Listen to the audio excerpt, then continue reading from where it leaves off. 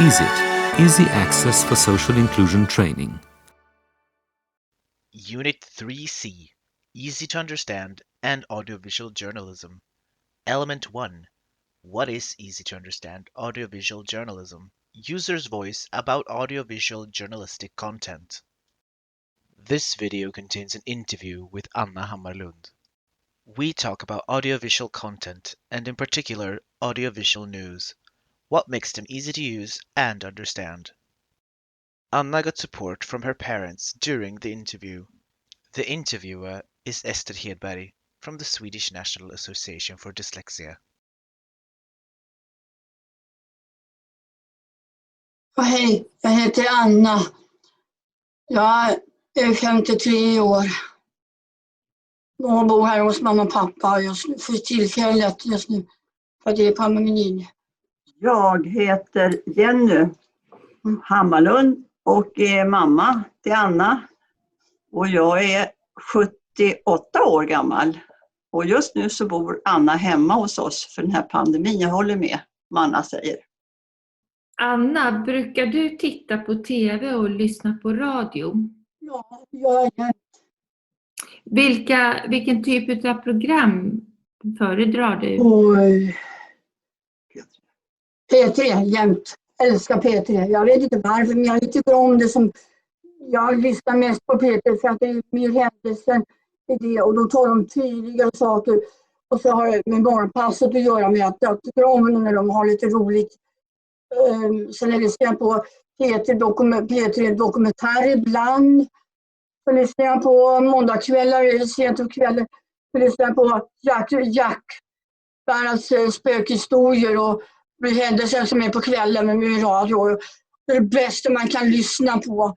Och så är det musik till. Det kan man sova till faktiskt. Det är det bästa man kan göra. Brukar du titta på nyheter?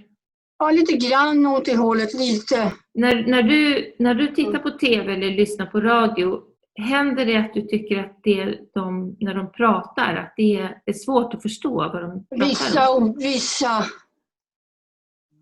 Och vad är det som är svårt då? Det är tråkigt med Donald Trump. Det är tjatigt och Donald Trump hela tiden. Kan man inte försöka lägga till något annat än Donald Trump hela tiden? Jag vill helst att de pratar om vacciner, när vi ska få vaccineras om corona. Jag är less på det här med coronavirus hela tiden. Men det kan vara svårt om det är ett ämne som är tråkigt. Det är bara för tråkigt, vissa ord. Jag vet inte vad det är. Det är liksom, jag vill att vi ska titta på något annat än massa nyheter. Lite nyheter går bra, men då ska det vara tydliga bokstäver de säger. De hoppar ju över vissa ord. Jag vet inte vad de håller på med. Det är så konstiga ibland. På nyheter på lätt svenska och klarspråk, tycker du att språket som de pratar är tydligt och lätt att förstå? Ja, lite åt det hållet. Någonting sånt. Så skulle du vilja att fler radio- och tv-program, att de som gör dem pratar på det sättet? Ja, det tycker jag. Anna lyssnade då på i tvn, så lyssnade vi på nyheterna och då tyckte ju du, Anna, att det var väldigt bra. Det var lugnt. Ja, det var nästan lättare där. Det var lugnt och sansat och enklare ord, och jag tror att du förstod allting. Ja, det gjorde jag. Ja, när vi lyssnade på det där klockan 4:45 på tv. Ja, det är så bättre. Så att, så är det. Men sen hade vi det här problemet som mamma Jenny pratade om förut, att hitta de här programmen. Det är inte så lätt alltid att veta när de går. De hittar är svårt. Jag klarar inte av att och då måste du få hjälp av någon annan att hitta programmen. Just det. Och Jenny, du berättade förut att det var ganska svårt att hitta de här. Ja, det är ju så. Nu bor ju Anna hos oss, så då hjälper vi henne och försöker då hitta. Och varje morgon frågar ju du, Anna. Ja, jag gör det. vad det blir på tv idag också. Och då tittar vi ju efter i tv-tablån i Dagens Nyheter som vi har. Och vi ser ju inte när grejerna är, för det är väldigt svårt att hitta de där sakerna. När är det för någonting och vilka saker är syntolkat? Så det är dåligt informativt om de här speciella grejerna. Och sen en annat problem som jag ser då, att Anna är ju väldigt stor användare av P3. Och då är det svårt att helt plötsligt ska vi gå över till P1 för att, på radion. Att hitta programmet och ska hålla tiden. Vad är klockan nu? Och sen är det 5 minuter, en liten kort snutt under kvällen på P1 som hon då inte lyssnar på. Och då måste man ju runt omkring henne ställa in en klocka. Och nu är det dags att lyssna på 5 minuter nyheter. Det är inte värdigt tycker jag att det är så kort tid då. Att det känns ju lite jobbigt. Och nu när hon bor hemma så hjälper vi henne rätt så mycket. Men med personalen då på boendet skulle jag aldrig kunna tänka sig att ha den kollen på 5 minuters nyheter på radion på P1, tror jag. Nej. Om du ska säga till en person som håller på att utbilda sig för att jobba nu med tv och radio, en journalist, vad ska den journalisten lära sig för att det ska bli, och hur ska den personen jobba, eller den journalisten jobba för att det ska bli så lätt för dig att förstå det de säger? Ja. Detta ord. Ja, just. För mig så blir det, vore något. Det är lite krångligt. Jag vet inte. Tänk på Henrik. Henrik då? Han talar långt. Kan det inte vara Henrik då? Han är ju bättre än det som funkar. Vad gör Henrik? Han pratar långsammare med naturen. Program som jag lyssnar på ibland. Han är mycket tydligare att förstå. Han talar om allting. Han kan tala om sådana nyheter också. Då skulle det vara nu när det är naturen. De 7 kontinenten som vi lyssnade på. Där kan jag säga det är långsammare och tydligare. Man får klara detalj, allting när det gäller djur och grejer. Det är det bästa och det där sitter jag och lyssnar på. Så då kan jag liksom koncentrera på allt han säger och det där är det bästa jag kan lyssna på.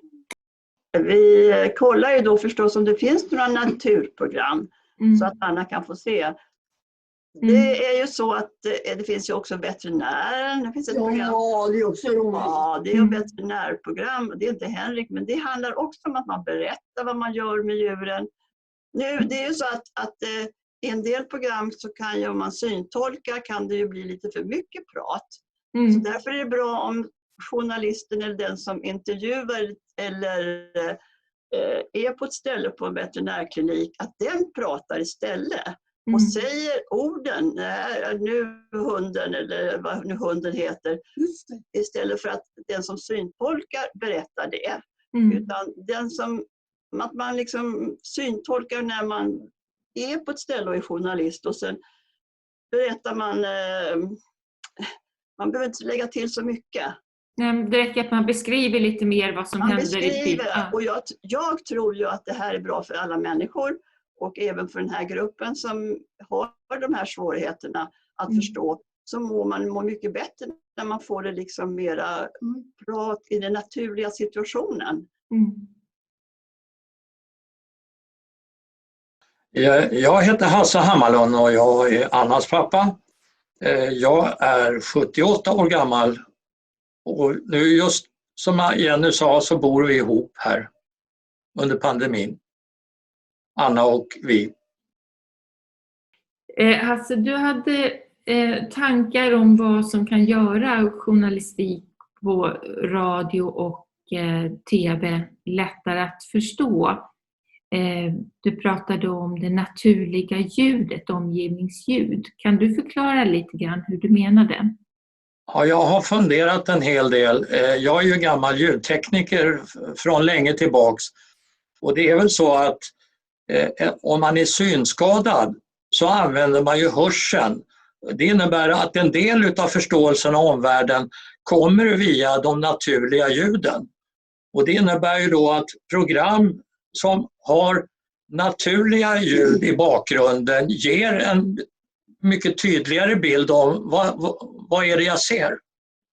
Och det innebär att det bidrar till syntolkningen om man försöker tänka på att använda naturliga bakgrundsljud.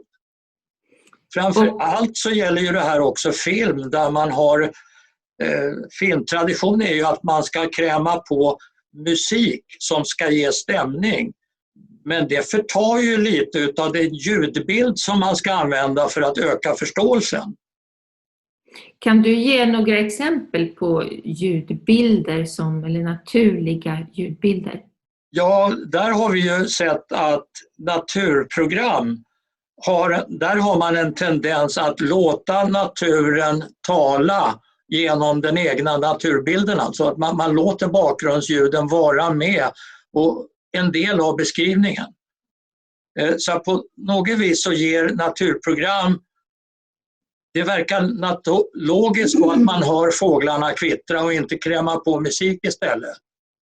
Men om man då inte ser, då ökar ju förståelsen av vad är det vi ser här? Jo, det är fåglar som kvittrar. Ja, jag hör en bil i bakgrunden eller någonting. Det där är ju en del av förståelsen. Mm. Och hur ska man kunna använda det om du tänker på nyhetsjournalistik till exempel? Ja, jag tror att journalister och de som spelar in får tänka på att de också får en bra förklarande ljudbild, en naturlig ljudbild. Så ta gärna med bakgrundsljud som kan vara tydliga för förståelsen. This video was prepared by Esther Hedberg from the Swedish National Association for Dyslexia and produced by Esther Hedberg and Rio Hellgren from the Swedish National Association for Dyslexia. The project EASIT has received funding from the European Commission under the Erasmus Plus Strategic Partnerships for Higher Education Programme, Grant Agreement 2018-1 ES01 KA203 05275.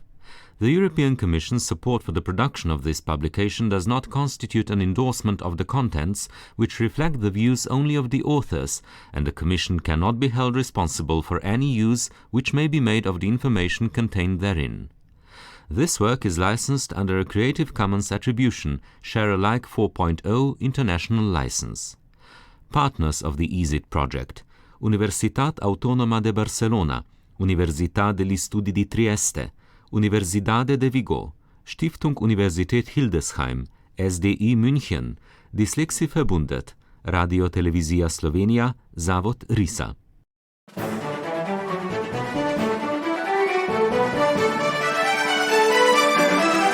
EASIT, Easy Access for Social Inclusion Training.